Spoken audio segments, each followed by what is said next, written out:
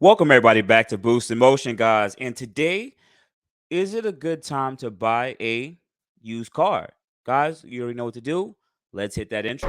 Welcome everybody back to Boost in Motion, guys. Good morning, good afternoon, and good night. Thank you.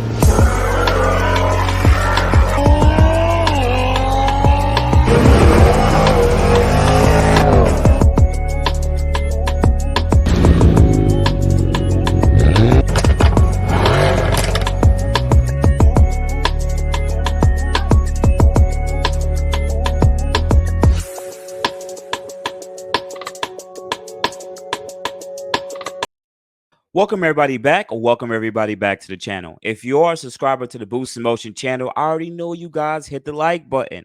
And if you are new to this Boost in Motion channel, watch this video and watch some other videos. If you enjoy the content, please subscribe and hit the bell notification and hit all. But anyway, guys, let's go. Let's jump into it. So mainly for the new people here, this is mainly just an Nissan Infiniti channel, but I talk about different stuff that goes on in the automotive community. So let's talk about some of these price trends. Now, I am using Car Gurus. This is like one of the best ways we can know the certain prices of what things are going up and down after the last couple of years, right? One of the things I want to tell you guys is this, right? I want you guys to always understand this, right? What happened in the last two and a half years or 2 years is not normal. A lot of used car prices went up because we just went through what we went through. But in a normal market, car prices will never increase at the percentage points it did in the last 2 years. But because there now is an inflection point, it has passed already, and there's a correction going on. Prices of majority of used cars are coming down, but it just takes time. It doesn't crash overnight. But maybe because a lot of my content, people who follow my content on Nissan Infiniti, guys, we're gonna take a quick look at the price trends for the Infiniti Q50 because a lot of people want to get this car because it comes with V6 twin turbo, but also it's relative. All right, cool. So let's quickly take a look at it. Now, the time price the the amount of time we're looking at is from March 1st of 2020. This is pretty much the start of the what we went through until now, right? Now, I've never really gave too much consensus about it before, but this is going to be really good to actually show. So at the start of March of 2020, the average price for a 2014 Q50 was about 15,000, almost $16,000, right? Then we went through what we went through, the lockdowns and everything, the start of what we went through. And as we see here, the prices of this car started going up substantially. And about 2 years later of March of 20, let's go to March of 2021, about a year after that, when stuff started changing up a little bit, car price was still right around $16,000. Another year after that, March of 2022, now a 2014 Q50 is $20,000, which is absolutely insane. So we came up from about 16,000 to the average price of $20,000, which would be, I would assume, about a 20% increase in price. If I'm like, don't beat me up, guys, if I'm like not doing it right. Yeah, no, that's 25% increase in price from for 16 to $20,000, right? Mainly, but also look at this last part here. I do want to change the time frame quickly, right? Let's change this to 2022 because it'll be a little bit easier to see it right here, right? But is it a good time to buy now, right? Because a lot of the price to borrow money has went up, right? We have inflation that has hit us. They raised the interest rates, so it costs more money to borrow money, right? Well, take a look from March of 2022 to now, the latest of 8/27/2022. The average price of a 2018 Q50 now came from 30,000 or 31,000 to about 29.5. So the prices are decreasing. Same thing for the 2016 is now at 23.5, uh down from 24.6. It's a small percentage point decrease, but this is if you add time, months over and weeks over in this stuff compounds, and you might see a 2016 Q50 or average price right around 22,000 by projected possibly December or early January, right? Anyways, this is a quick example. And notice how the 2014 hasn't really changed too much. It's about 19.6. and now it's about 18.6. So it's not going to have so much of a different decrease. But let's take a look at a couple of other cars, right? And also hit the like button if you made it to this part of the video. I really would appreciate it, guys. But anyways, let's continue. So for some of you guys, I might want to buy a GTR because in Nissan Infiniti, guys, we love our GTRs. And in the last 2-3 years, oh my God, GTR prices exploded. Number one, is not making no more of these cars. Number two, they're more of a specialty car, so there's a loyal following. It's not like a Q50, it's completely different market. So these prices will jump up and jump up very fast because this isn't a $20,000 car. Anyway, so from March of 2020, let's talk about the 2009. This is the first year. Most people don't buy that year, but that's the year that we're looking at. So that will be the black line. At the start of everything, this was a $60,000 car. And remember, guys, I was even looking at a GTR in 2021. So moving forward in March of 2021, right? The average price of a GTR was about $63,000 or 63 or $62,000. And I remember the prices being pretty fair at this point, but I still didn't consider actually purchasing that car. If that was like a cameo wrap GTR, it was like 65,000. The car was beat to hell. And then we went through what we went through. 2 years later now, of August 2019, the average price of a 2009 is $73,000. That's up from 60 grand.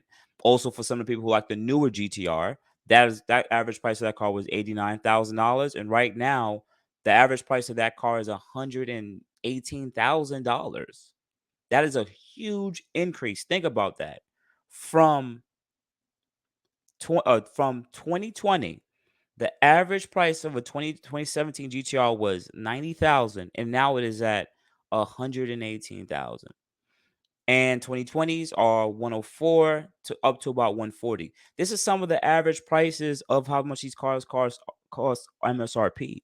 And this is why some people will say, oh, because it's GTR.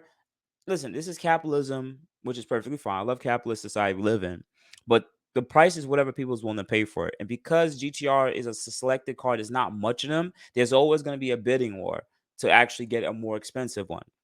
But as I stated earlier, is it a good time to possibly buy a GTR? Let's take a look. So in the last from March of this year to now, the average price of a 2020 was 140, and it's still 140.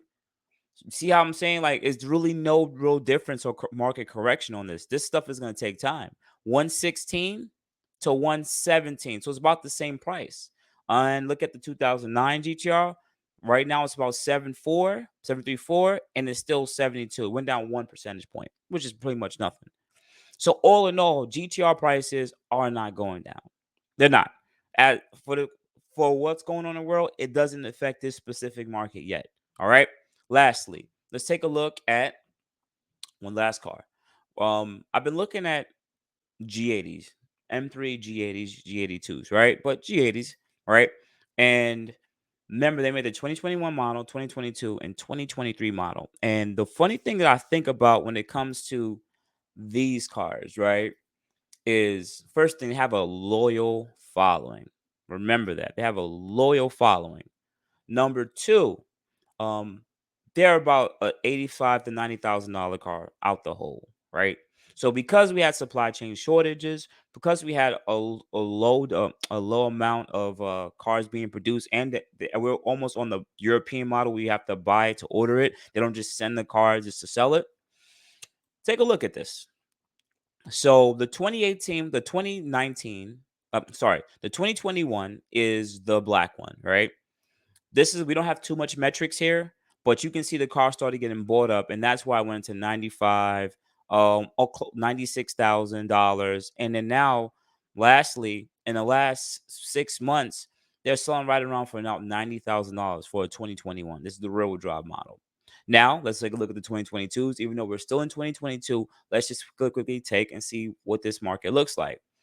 Mid October 2021, the car came from 78,000, which is pretty much MSRP, right up to almost $102,000 as an average price earlier this year in January, $103,000. So people are paying over a sticker for this car, right?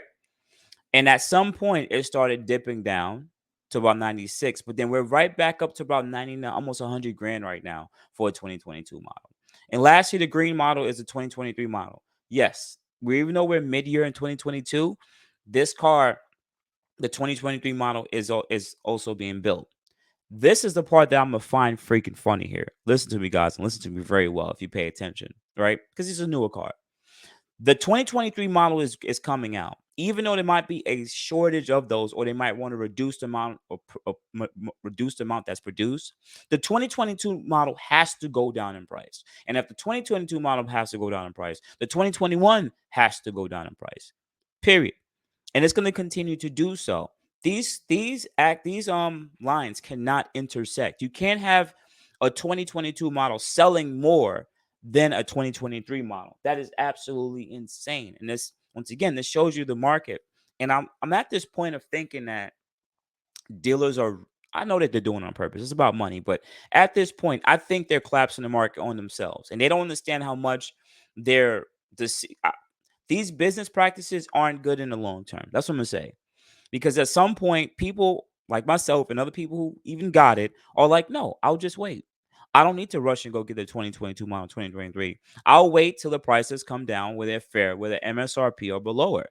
The fact that now a 2022 model might be more expensive um, than a 2023 model that may come out for MSRP. Let's just say in a perfect world that the 2023 model came out and it sells MSRP of $85,000. Boom. But the 2022 model, they're still selling for 93. So what would you rather buy? Go where they have enough supply, that there's no more supply chain shortage, and you could go get a MSRP $85,000 car, or spend 92 on the year older than that.